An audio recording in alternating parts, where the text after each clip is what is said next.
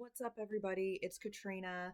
I'm a cosmetologist turned YouTuber. My goal is to help everyone I can on their hair journey of either growth or healthiness, whatever you may be looking for. I'm here to help. Today's video is so important. We are going to be talking about hair loss within women. Okay, so I have conducted a list of all of the things that go into hair loss and things that you need to be looking into or figuring out, when it comes to your particular issues with your hair. So, on my list, I have foods, medications, products, how you're washing your hair, genetics, postpartum, and pH level of your scalp. So that's a pretty big list of things that you're gonna have to kind of cross and check off to see what your particular hair loss is and what it is coming from, stemming from.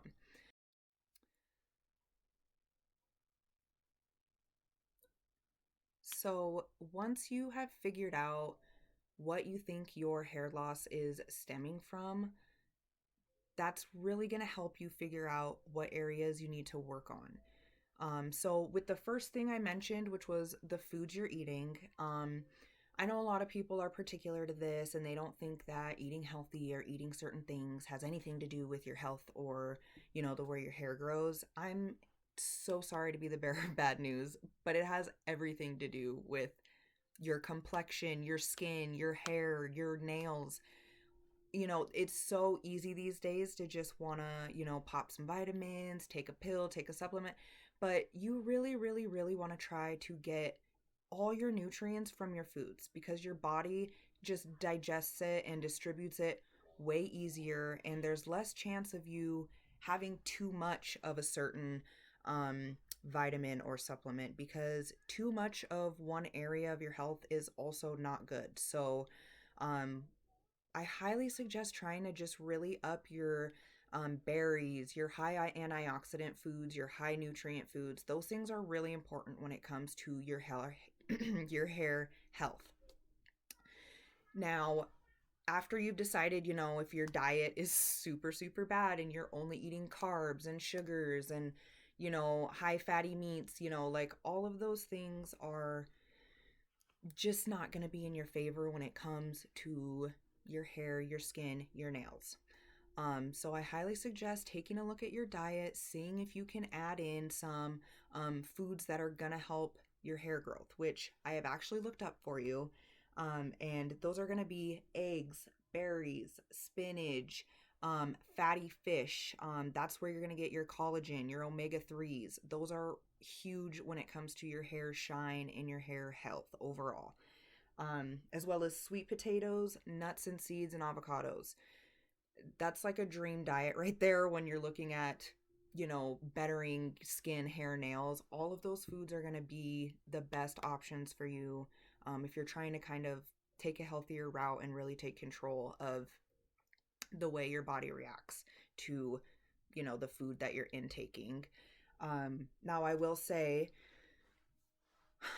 foods are not the only thing that can be causing your hair loss, obviously. As I mentioned, there's also postpartum, medications, and genetics. Those ones are all kind of lumped together because um, there's really nothing that you can just go out and like do yourself to help if those are your options. If you really have, stemmed it down to genetics or, you're on a medication and you know that it is causing your hair loss, the only thing that you can do is go to a doctor and, get their advice on what can help because when you're introducing chemicals or you don't know what your genetics are doing, you can try other options, but I think it would be smart to talk to your doctor and see if they know for sure that any of those things are coming into play. Um, and with that, I also mentioned postpartum. Postpartum hair loss is so huge among women. I feel like nobody talks about it. and everybody just suffers through it. And as much as that sucks, it it's hard to fix because postpartum hair loss is directly related to your hormone levels. So after you have a baby, it can take up to 2 years or more for your hormone levels to go back to what they were. So once you're losing hair, all that's left to do is wait for that hair to regrow. And you can help with that by doing things that promote scalp stimulation. Stimulation and blood flow are the main things that are going to be working in your favor when it comes to things you can do for your hair loss. Um, the nutrients that your blood brings up to your scalp when you're massaging or you're using ingredients that are stimulating, such as tea tree, peppermint, rosemary. um, what are the other ones I have on here? Thyme, I think, cedarwood, perhaps. Those are stimulating um, essential oils that are going to, again, help stimulate and just provide extra promotion of your hair growth, your hair follicle health, um, those types of things. But as I mentioned earlier, if your blood doesn't have any nutrients in it because you have a poor diet, it's not bringing anything up to your follicle for it to create a beautiful healthy hair strand. It's getting the bare minimum. It's not really getting what it needs to have really awesome hair growth. Okay. um so while you may be able to stimulate and do your massaging, um those things will help if you have decided that your diet is fine, or you don't really think that that's having anything to do with your hair loss. Okay. um Now, the other ones that I mentioned, products and washing your hair. These two go together hand in hand. If you're using dry shampoos, if you're using a lot of products throughout the week on your hair, especially on the scalp part of your hair, you're going to have a lot of buildup at that follicle. And in order for your follicle to push the hair out and, have a healthy growth and a good amount of growth, it can't be clogged and struggling. It needs a clean slate. It needs a clean area to do what it's supposed to do. Um, and, adding a lot of products and that kind of thing is just not going to help it, which is why I always kind of mention stay away from dry shampoo as much as you can. I do like the fact that it aids in prolonging your hair wash, but like I said, I just do not prefer having clogged follicles and all that gunk up on my scalp. I just do not care for it personally. Um, and along with that, the products, not the products. The washing your hair correctly, excuse me. You want to make sure that you're washing the right way. I see a lot of people either like directly squeezing shampoo on their hair or like pumping it in their hand, doing a quick one of these and then going straight on. Your product, your shampoo should be emulsified in between your hands. And I know this from being a cosmetologist. Do not glop it in your hand and put it in one spot and start scrubbing, okay? You're going to have areas of super high suds and areas where it's getting none. Rub it in between your hands until it is kind of, one form, a sudsy form on your hands, and then you want to be lifting up, scrubbing your scalp. You're not washing your hair really, you're scrubbing your scalp. That's what you should focus on when you're washing your hair. This may seem redundant, or people are, probably gonna go, how do you not know how to wash your hair? People don't know how to wash their hair right, okay? They just don't. I'm sorry, but you know what? It's important that you are scrubbing your scalp and removing the product the right way, or again, it's just going to suffer and your hair is not going to have a clean slate to grow. Okay? Okay. Okay, so when it comes to the pH levels of your scalp, this is really, really important because if your scalp is too dry or it is too oily, this is when you're going to experience the most hair loss and the least hair growth. Okay, The pH level of your scalp is the most essential thing when it comes to hair growth, according to doctors, okay? Um, and like I said, if it's too dry or it's too oily, it's not really gonna be in your best favor. So, if your hair is too dry and you're like, I'm looking for moisture, I'm gonna say this because this was huge for me. Using the own Using your own oils that your scalp makes to help nourish your hair is the best oil you can get, okay? There's lots of products out there. I have a video on hair oils and, what to think about when deciding um, that you want to go that route.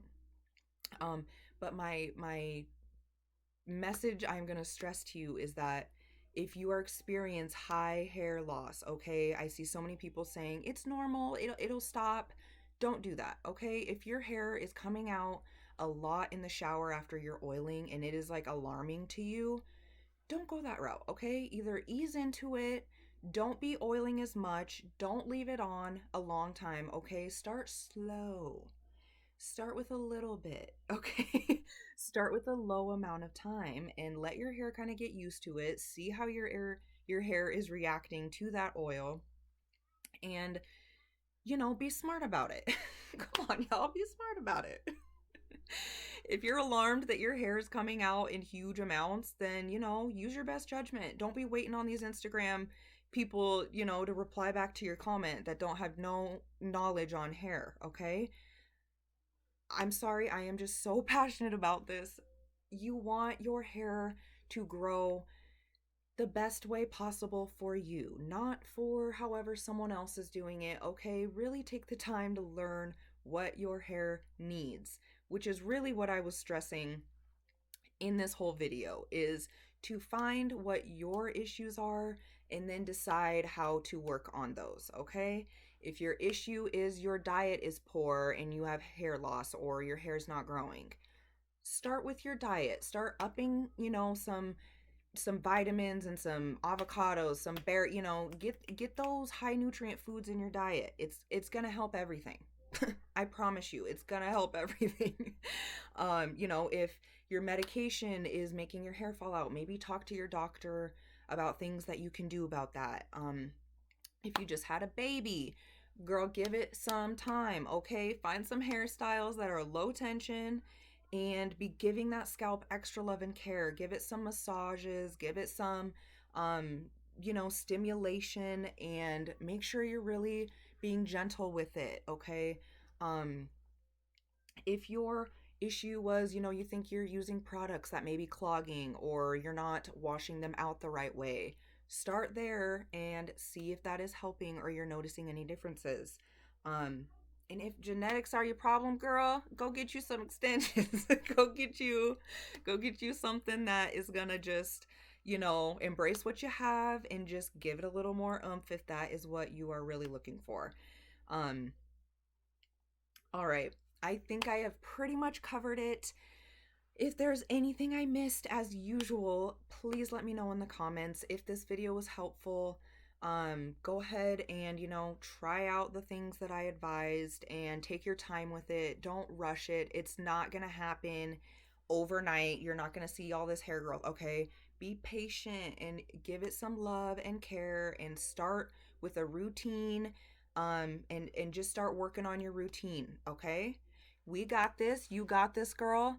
I will be sharing a before video or photo, by the way, if anyone is wondering what my hair used to look like, because ladies, I really thought that my hair would never grow past my shoulders. I didn't know what I was doing wrong. It wasn't until I went to school that I learned all of these things and, was able to put them into practice. And let me just say, for my postpartum girls out there, I feel you, okay? These edges they looking good now. I need to wash my hair soon anyway. But anyway, my edges grew back. I used to be so bald in the front, you guys. It was horrible. I felt so bad about it. And you know what? I started just looking at things that I can fix. And you know what? Over time, no matter what, your hormones will level out. So just give it some time. I love you guys. I'm here for you. Get a hold of me if you have questions, and I will see you in the next video. Peace.